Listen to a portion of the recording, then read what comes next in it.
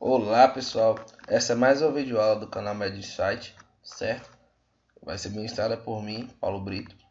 E esse é o canal de videoaulas para alunos de medicina, para médicos, para todo mundo que seja interessado em aprender um pouco mais. E vamos dar início, né? Hoje nós vamos falar sobre hipertireoidismo, uma doença endócrina muito comum na prática médica. Vamos avançar aqui. Então os objetivos dessa aula vão ser conceituar e definir os temas, alguns conceitos importantes, epidemiologia da doença, a fisiopatologia, patogênese, né, e o quadro clínico, certo? A parte de exames laboratoriais, a parte de diagnóstico, a parte de tratamento será abordada na videoaula 2. Bom, conceitos e diferenças.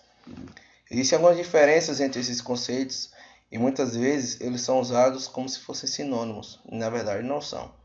Bom, hipertireoidismo é um estado de hiperfunção da glândula tireoide. Parece um pouco óbvio, mas nem sempre as pessoas usam esse termo corretamente, ou até mesmo os profissionais da saúde. Eles confundem o hipertireoidismo com a tireotoxicose.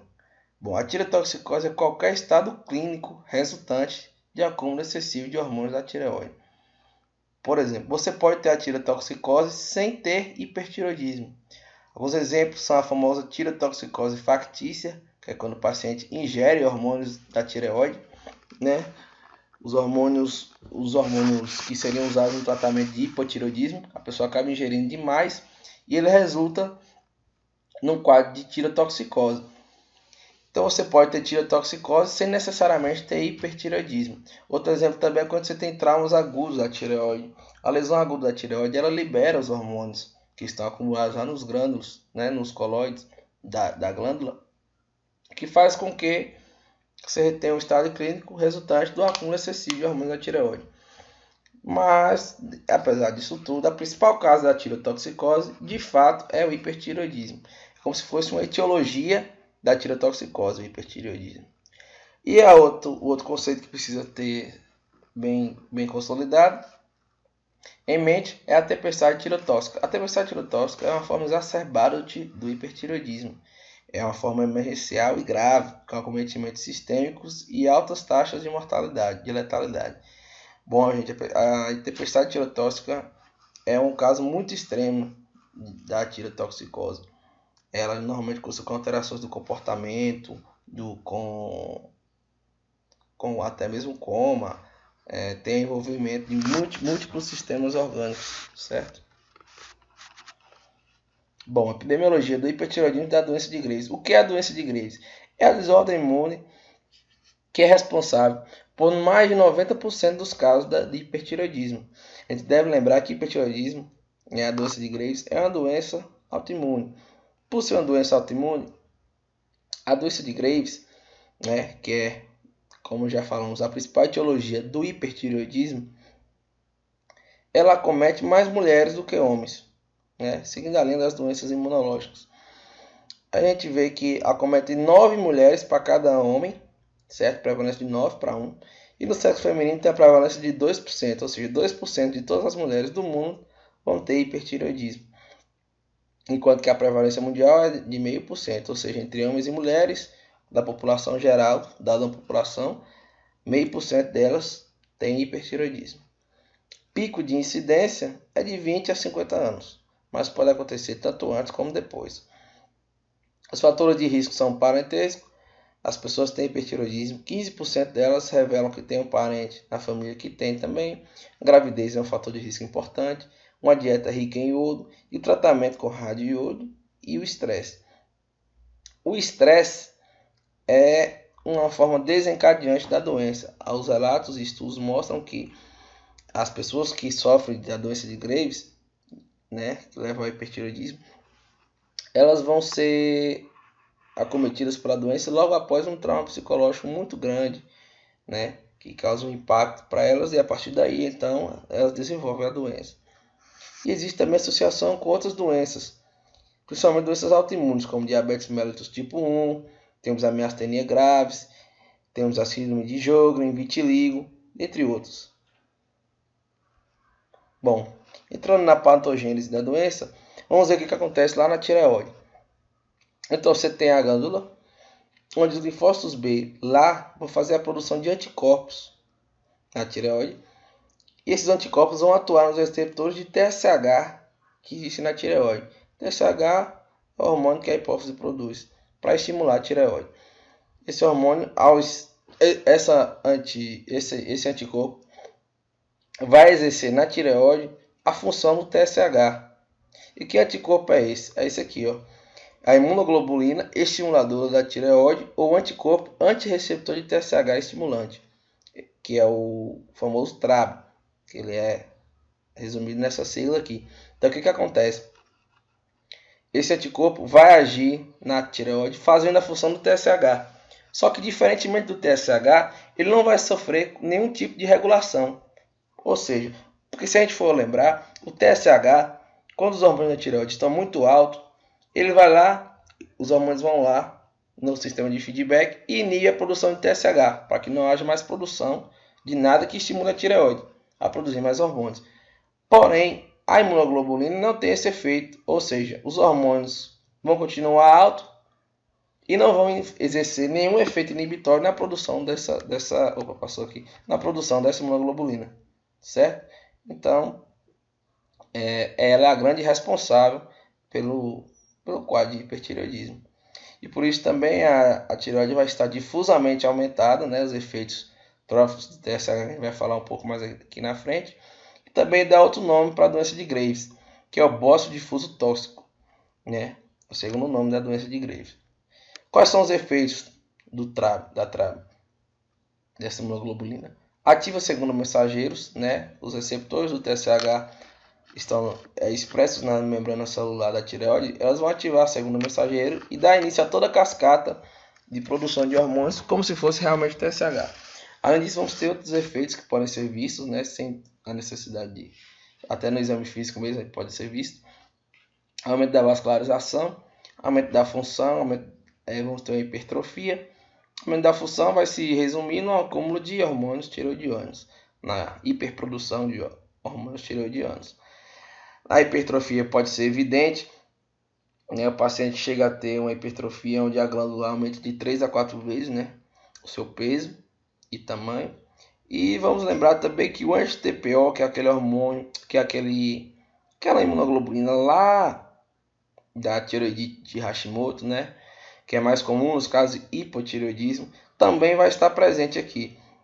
Por quê? Porque geralmente o anti-TPO ele está presente em todos os casos onde há doença autoimune da tireoide, seja hiper como hipo. Então ela não é mais levada em consideração como sendo sinônimo de hipotireoidismo. Não, ela está presente nas duas formas clínicas. Existe também, como eu falei, a TRAB ela costuma estimular a tireoide, mas também a TRAB pode ser que comece a bloquear as funções da tireoide. E aí nós vamos ter aquelas variações clínicas que existem nas pessoas que têm a doença de Graves, onde elas podem ter fase de hipertireoidismo como fase de hipotireoidismo, na dependência da imunoglobulina que estiver predominando, as bloqueadoras ou as estimuladoras. Certo? Existem também algumas variações em relação a isso aqui, ó, esses efeitos. Pode acontecer o aumento da função sem hipertrofia nem aumento da vascularização. Bem como pode acontecer só hipertrofia e não ter aumento da função nem nenhuma mudança significativa de vascularização. Certo? Então há formas bastante variadas.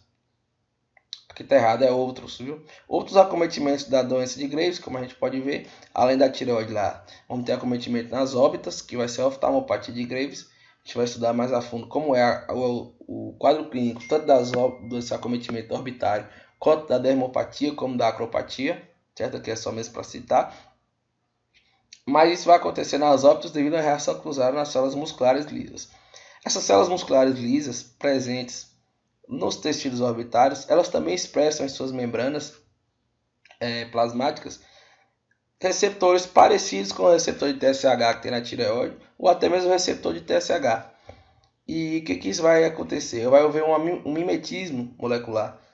Essa reação cruzada vai acontecer. Aquela TRAB, que é a grande vilã da história, também vai reagir lá, porque ela achou um receptor que se encaixa, e vai determinar o acúmulo de mucopolissacarídeos e fibrose. Ou seja, vai diminuir a produção de citocinas inflamatórias, tudo isso nos tecidos orbitários, que vai gerar um quadro clínico importante que a gente vai falar mais adiante.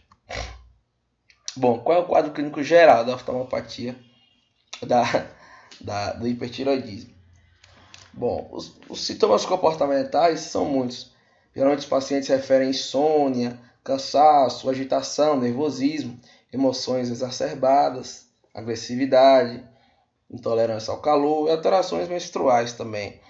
Eles queixam-se muito de alterações menstruais, principalmente nas mulheres.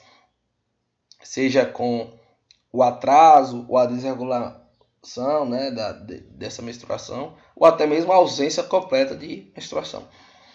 Também há a perda ponderal, que normalmente é o mais encontrado, mas pode ter ganho ponderal também. Por quê? Porque os pacientes eles vão ter um gasto energético muito grande, então isso pode resultar num aumento da fome também. Então, se a ingestão, por causa da fome, superar o gasto energético, o paciente pode ter ganho ponderal ao invés de ter perda. Mas o que mais encontramos na prática é a perda. A pele vai estar quente e úmida. Temos um tremor fino e sustentado naqueles pacientes, né? A gente pede para eles sustentarem a mão levantada, né, como se fosse paralela ao chão, levantando assim, e percebemos que eles tremem as extremidades. A alopecia, né, também é presente, que é a queda de cabelo, os cabelos podem cair aos mínimos movimentos. Temos a retração palpebral, os olhos ficam salientes, né, a gente pode ver aqui. Tem um olhar fixo, brilhante e um piscar frequente. Aqui já vemos um pouco de um componente beta-adrenérgico, né, nesses pacientes. Existe também o ataque cardíaco, que é muito comum nos pacientes que a gente encontra, frequência cardíaca de 120, 115, né, acima do normal, que deve ter um cuidado especial nos coronariopáticos, que eles podem precipitar angina, né, dor torácica, porque a gente deve lembrar que o ataque cardíaco diminui o tempo da diástole e o coração é irrigado durante a diástole, por isso isso pode deflagrar uma crise de angina. Temos também a fibrilação atrial, que é uma complicação um pouco mais grave, né? Acontece muito nos idosos. E essa fibrilação atrial, ela normalmente nos idosos, ela pode ser o único sintoma. Os idosos não costumam demonstrar muitos sintomas comportamentais, a não ser a depressão grave, né? Esses outros sintomas, normalmente eles ficam mais num quadro chamado hipertireoidismo apatético. Eles não têm tantos sintomas comportamentais e exigem mais sintomas cardíacos. Temos também a miopatia, que se manifesta na forma de fraqueza muscular, e também uma osteopatia, onde nós percebemos a desmineralização do tecido ósseo. Junto com essa desmineralização, vamos ter um quadro de hipercalemia. O cálcio vai se acumular no sangue do paciente com hipertireoidismo. Isso acontece de 20 a 40% dos pacientes, essa hipercalemia. E na tireoide, no exame físico, que a gente vai poder ver um bócio difuso, ou seja, a tireoide vai estar aumentada. Percebemos aqui a diferença, como eu havia falado, 3 a 4 vezes. Tireoide pesa em média de 12, tireoide normal de 12 a 20 gramas. Aqui ela pode pesar até 80, 60 gramas, né? É um aumento evidente da glândula. Como devido ao aumento da vascularização, lembra que eu falei que a imunoglobulina trave também tem esse efeito? Aqui nós vamos poder perceber frêmitos ou até sopro na tireoide, devido a esse aumento de vascularização que eu havia falado anteriormente. A oftalmopatia de Graves.